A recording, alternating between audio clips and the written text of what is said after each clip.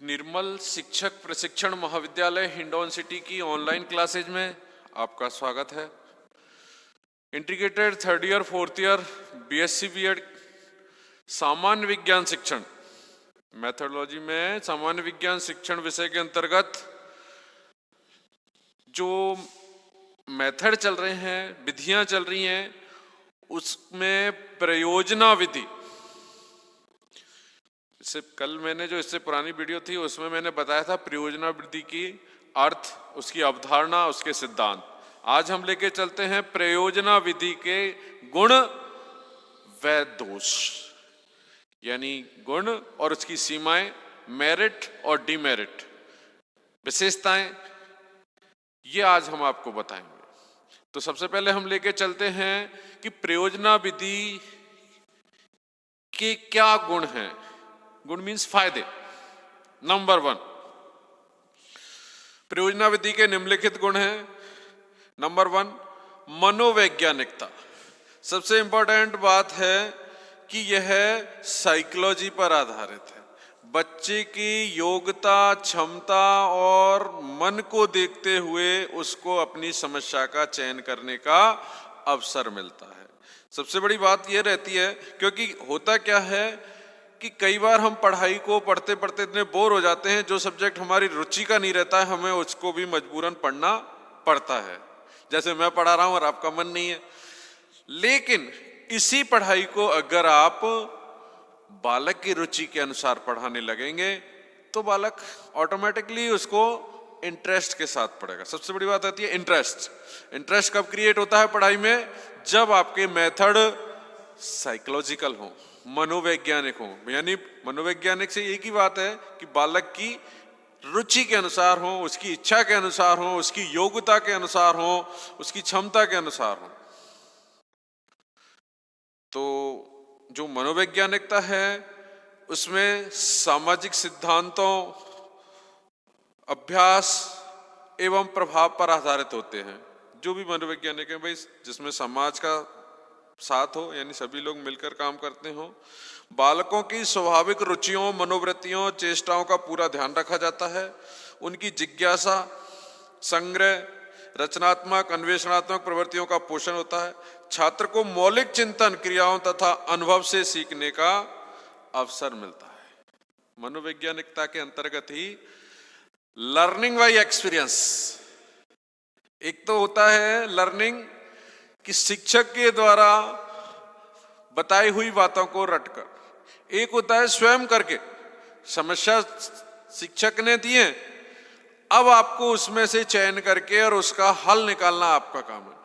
अब आप उसको लगातार प्रैक्टिस करेंगे, और प्रैक्टिस का यही है, practice makes a man perfect. आप परफेक्ट तभी होंगे जब उस प्रैक्टिस को लगातार करेंगे, एक नहीं तो 2 बार करेंगे, लास्ट में आप उस सही थीम पर आ जाएंगे, क्योंकि वह आपकी रुचि का सब्जेक्ट है। आप जिस समस्या को हल कर रहे हैं उसमें आपका पूरा मन लग रहा है, मनोयोग से काम कर रहे हैं। तो इससे उसका मौलिक चिंतन, एक वर्ड है मौलिकता। मौलिक चिंतन वह होता है जिसमें वह बिना किसी लाग लपेट के, बिना किसी ऊपरी इच्छा के कार्य करता है। कई बार क्या होता है, ऐसा कहते हैं, आप किसी सब्जेक्ट पर अपनी मौलिक विवेचना दीजिए। मौलिक में यह आपके मन के अंदर जो है उस सबको आप स्पष्ट कह दिए, चाहे वो बुरा लगे अच्छा लगे, तो ये मौलिकता कहलाती है, मौलिक चिंतन कहलाता है। कई बार इंग्लिश मीडियम के छात्रों के साथ जब वो बातें करते हैं तो उन पे क्या है, मौलिकता नहीं आ पाती है। क्योंकि इंग्लिश में जो वर्ड है उनका एक निश्चित क्राइटेरिया है, वो उससे आगे एक्सप्लेन नहीं कर पा सकते, वो आपको समझने पड़ेंगे अगर आप इंग्लिश में पूरी तरह से डिफाइन है। हिंदी में क्या है, मौलिकता के लिए आपके पास बहुत सारी कहावत, मुहावरे और उसका डीपली अर्थ अपनी लोकल लैंग्वेज में कैसे भी करके वो उसको बता देते हैं। तो वो मौलिकता कहलाती है कि आपके मन के अंदर सहज भाव क्या है। ठीक है, नेक्स्ट है प्रयोगात्मक एवं व्यावहारिक विधि।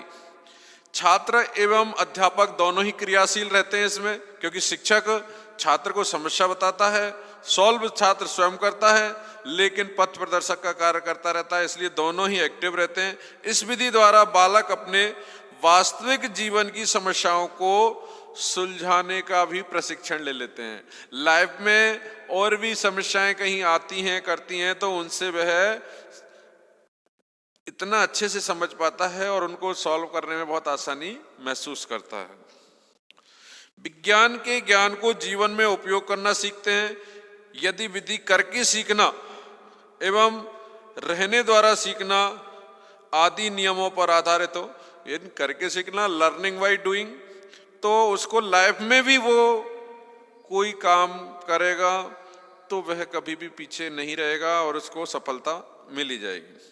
इससे बालक में सबसे बड़ी जो लर्निंग बाय डूइंग जो प्रोसेस है, जो कार्य करने की शक्ति है, वो सृजनात्मकता को डेवलप करती है। क्रिएटिविटी, सृजनात्मकता एक ऐसा गुण है जो न केवल पढ़ाई तक, साइंस तक सीमित है, बल्कि वह आपके जीवन के हर क्षेत्र में आपको पॉजिटिव वे में रखता है, आपको एक्टिव रखता है और लोगों में आपकी लोकप्रियता को भी बढ़ाता है। क्रिएटिव लोग होते हैं वो जाकर कहीं भी और अपना ऐसा कुछ बना लेते हैं स्थान, और कुछ लोग ऐसे होते हैं जो गए शो करके और आ जाते, तो उनका कोई लोकप्रियता नहीं हो पाती। आज घर के अंदर ही जो क्रिएटिवता जिनके अंदर होती है, क्योंकि साइंस से उन्होंने लर्निंग बाय डूइंग करके, तो घर की कोई भी छोटी मोटी प्रॉब्लम्स हैं इधर से उधर है तो वो खुद ही लेके अपने मैनेज कर लेंगे। जरा बात के लिए नहीं, अरे यार पंखा खराब है, ठीक है यार मिस्त्री आएगा तभी पड़े गर्मी में, नहीं, अरे यार मिस्त्री आया नहीं आया तब तक हम इसको सही करते, देखते तो हैं, लर्निंग तो करते हैं कैसे बंद हुआ। ऐसी लाइफ के बहुत सारी चीजें हैं जो आपको इजी प्रोसेस में सही हो सकती हैं, लेकिन इसके लिए आपको सोच तो लाओ ऐसी वैज्ञानिक। तो उस वैज्ञानिक सोच से बालक के अंदर सृजनात्मकता का विकास होता है, क्रियात्मक प्रवृत्तियों का विकास होता है। एक्टिवेशन कब आएगा? जब आपकी सोच सृजनात्मक बनेगी। छात्रों को नवीन ज्ञान, नए ज्ञान की प्राप्ति ऑटोमेटिक हो जाएगी जब आप करके सीखेंगे और कुछ नया कर देंगे। कुछ एक्सपेरिमेंट कर रहे हैं, कुछ उससे नया निकल के आ रहा है। पंखा बंद था, आपने देखा, खोला, कोई बाहर हट रहा था, जोड़ दिया, कितनी खुशी मिलती है। तो आपने नवीन ज्ञान देखा कि ऐसे ही नहीं है, अंदर कितने सारे और पार्ट्स हैं, उनको कैसे मैनेज करना होता है। इन फ्यूचर कभी दोबारा काम पड़ा तो उस प्रोसेस को आप बहुत इजी वे में कर देंगे। तो ये विज्ञान का मेथड है, इसमें सोच डेवलप होती है, वो क्रिएटिव सोच है, इसलिए ये अधिक उपयोगी होती है और छात्र सीखने के प्रति इसमें रुचि लेता है। वही उसकी लाइफ से भी जुड़ी रहती है, विज्ञान की पढ़ाई से रिलेटेड भी है, समस्या समाधान से, तो उसमें वह विशेष इंटरेस्ट के साथ उसमें वर्क करता है। नंबर 3 पे है चरित्र निर्माण में सहायक। प्रोजेक्ट के द्वारा बालकों के सर्वांगीण विकास में भी सहायता मिलती है। उनके ज्ञान के साथ आत्मविश्वास, आत्मनिर्भरता, सामाजिक गुण, नेतृत्व, भावात्मक स्थिरता आदि का विकास होता है। कैसे होता है? होता क्या है, एक ही समस्या के पीछे 2-3 स्टूडेंट एक साथ वर्क कर रहे हैं तो उनके अंदर जो भावना आएगी मिलकर काम करने की, उसको हम सामाजिकता डेवलप कहते हैं।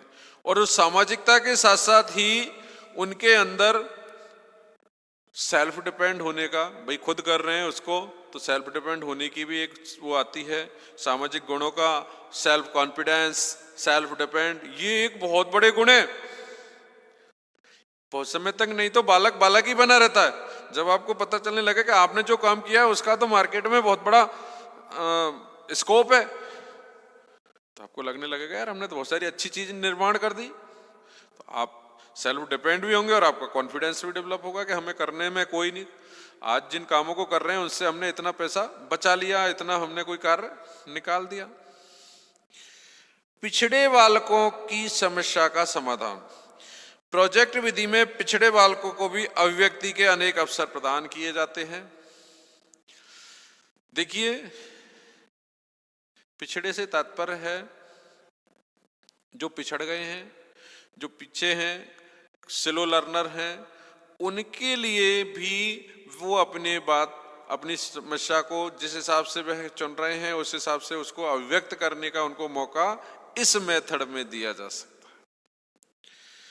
फिर है तर्क, निर्णय, चिंतन, अन्वेषण शक्ति का विकास। इस विधि में बालक को निरीक्षण, कोई वर्क कर रहा है उसका दूसरा निरीक्षण कर रहा है, सूझ, सृजनशीलता की क्षमताओं, तर्क करने का, चिंतन करने का पूरा अवसर मिलता है। इससे अपने दृष्टिकोण को अधिक से अधिक पारदर्शक एवं सुस्पष्ट बनाने में सहायता मिलती है।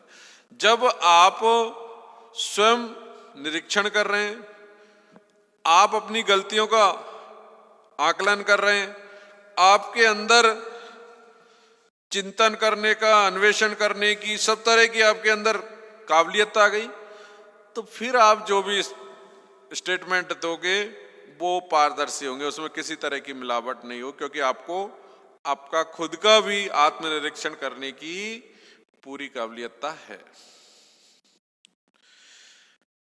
प्रजातंत्रवादी भावना का विकास। प्रजातंत्र नाम है सबको लेकर चलने का, तो ऐसे ही इस विधि का प्रयोग भी प्रजातांत्रिक है। बालक स्वतंत्रता से कार्य करता है, बालक के ऊपर थोपा नहीं जाता कुछ भी। स्वतंत्रता प्रजातंत्र का ही एक अंग है। इसमें सहयोग की भावना बढ़ती है, प्रजातंत्र में भी और उसमें सामाजिकता की भावना जागृत होती है। इसमें लोकतांत्रिक अभिव्यक्ति का विकास होता है। बालकों में उत्तरदायित्व की भावना, धैर्य, सहिष्णुता, कर्तव्यनिष्ठता, पारस्परिक प्रेम, सहयोग की भावना आदि सामाजिक गुणों का भी विकास होता है। देखिए, जब टीम भावना से काम करते हैं, मिलकर कोई समस्या का हल कर रहे हैं आप, तो आपके अंदर वो सारी भाव डेवलप हो जाते हैं जिनको हम सामाजिक गुण कहते हैं। एक दूसरे के लिए एक दूसरे का सम्मान करना, एक दूसरे की बात को समझना, उनको तवज्जो देना, एक दूसरे से प्रेम से बातें करना, क्योंकि एक ही साथ उठ रहे, बैठ रहे हैं, खाना खा रहे हैं, तो बातों का भी उनका एक आदान प्रदान हो रहा है। तो ये सारी बातें हमें प्रजातांत्रिक सोच को डेवलप करती हैं। इसके बाद है स्थायी एवं स्पष्ट ज्ञान।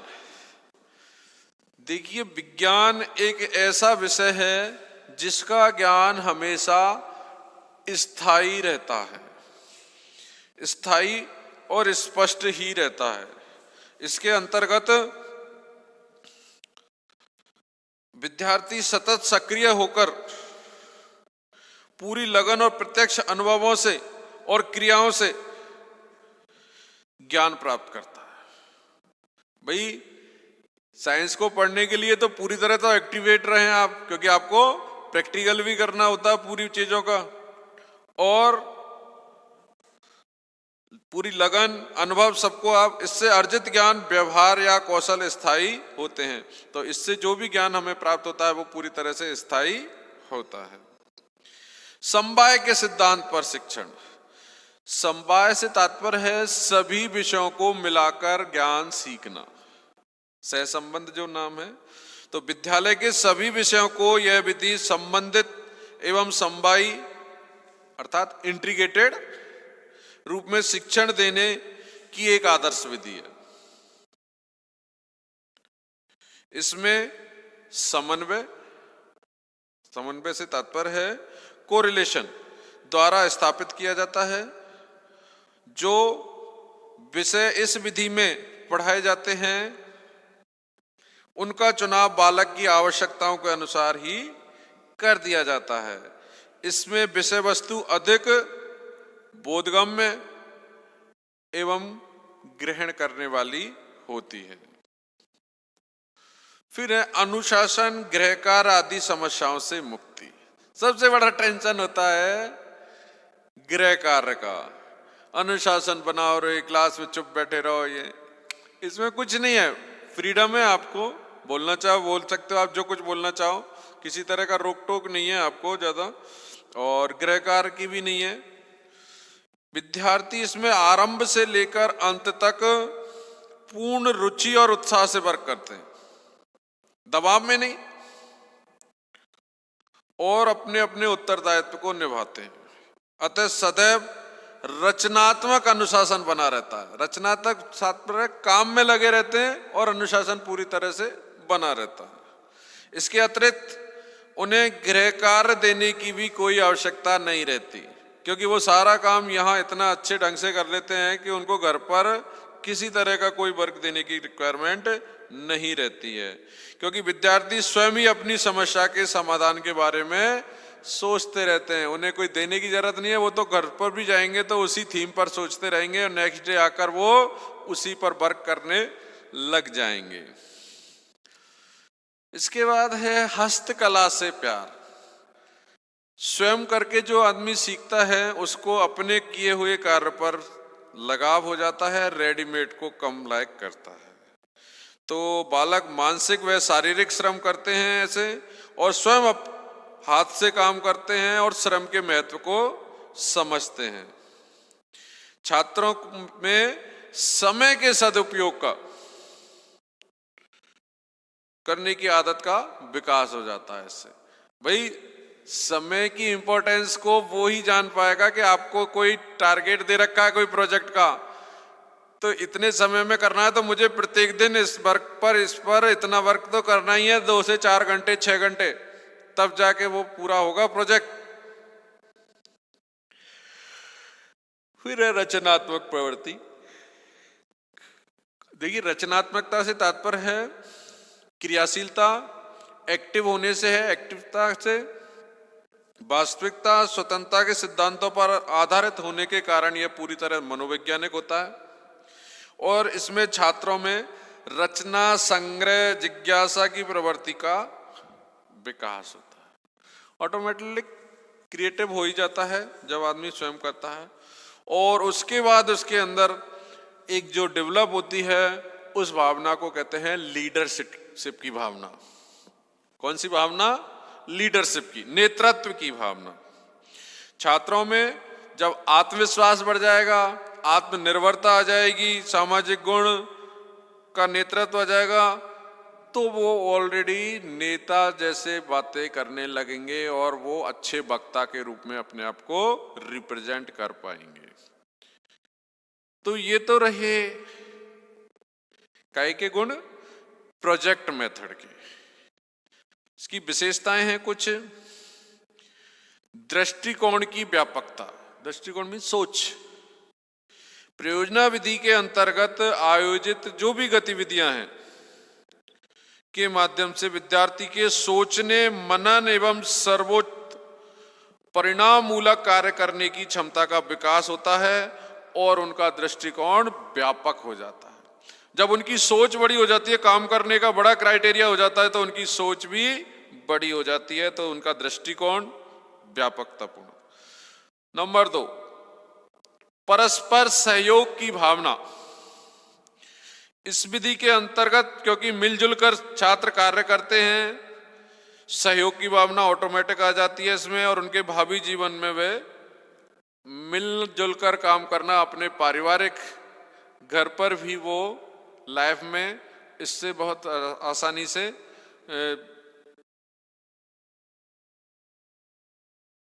इस बात को जो सहयोग की है उसको अप्लाई करते हैं। फिर है मानवीय मूल्यों का विकास। मानवीय मूल्य क्या हैं? दया, प्रेम, करुणा, सहानुभूति, भाईचारा, ये सारी डेवलप होते हैं इससे, क्योंकि विद्यार्थी अनेक मानवीय मूल्य स्वतः ही विकास, क्योंकि साथ जब काम करते हैं तो उनके अंदर धैर्य, कर्तव्य, प्रेम, त्याग की भावना, परोपकार आदि आ ही जाते हैं। ज्ञान का स्थायित्व। विज्ञान है तो स्थायित्व है। इस विधि के अंतर्गत विद्यार्थी अपने सक्रिय प्रयासों से जो ज्ञान अर्जित करते हैं वो उनके लिए हमेशा उसको आत्मसात करते हैं, अपनी लाइफ में अप्लाई करते हैं, और सदैव क्रियाशील रहने से विद्यार्थी रटंत विद्या को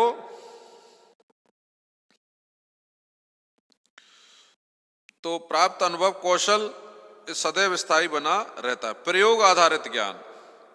दूसरा अंतिम है कि ये जो भी ज्ञान ग्रहण करते हैं वो प्रयोग करके करते हैं, प्रैक्टिकली उसका पूरा एनालिसिस करके उस ज्ञान को ग्रहण करते हैं। इसलिए इस विधि का भरपूर व्यवहारिक कार्य मिलता है, सृजनात्मक होता है। सदैव क्रियाशील रहने से विद्यार्थियों में रटंत विद्या खत्म हो जाती है। सुना होगा आपने, रटंत विद्या फलंत नहीं। तो रटने वाली विद्या लंबे समय तक नहीं चलती है। क्या कारण है इसका? क्योंकि रटने के बाद एक दबाव में आदमी ने काम किया है, लेकिन जैसे ही वो दबाव खत्म हुआ आप भूल जाएंगे। ये हर इंसान की फितरत है कि किसी भी ज्ञान को अगर आपने रट के सीखा है तो एक समय के बाद वह उसको भूल जाएगा। और अगर उसने मनोयोग से सीखा है, बिना किसी दबाव के स्वयं करके सीखा है, तो वह उसको साइकिल आपने स्वयं ने सीखी है चलाना, कितने ही दिन बाद चलाओ आप ऑटोमेटिक चला लेंगे। और अगर आपने दबाव में चलाना सीखी है तो न तो आप उस समय सीख पाए और न ही इन फ्यूचर सीख पाओगे।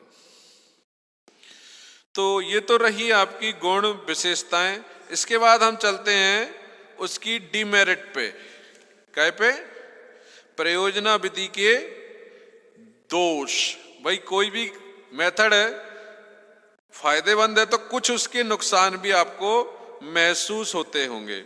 और उन नुकसानों के अंतर्गत क्या नुकसान हो सकते हैं? जैसे नंबर 1,